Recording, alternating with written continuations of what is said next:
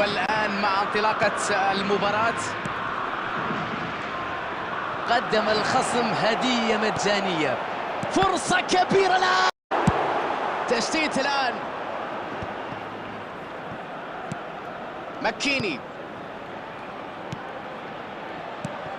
ماكيني نوير يبعد الكرة عن مناطقه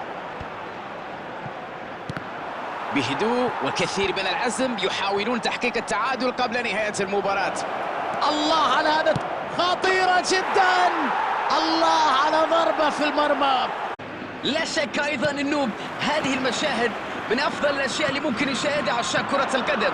المشاهد الرائعة جدا في المدرجات، الجنون اللي عند المشجعين، الشغف العالي، الآهات، الصوت العالي، الدعم الكبير. يا لها من والفرصة خطيرة، لعبة في منتهى الروعة.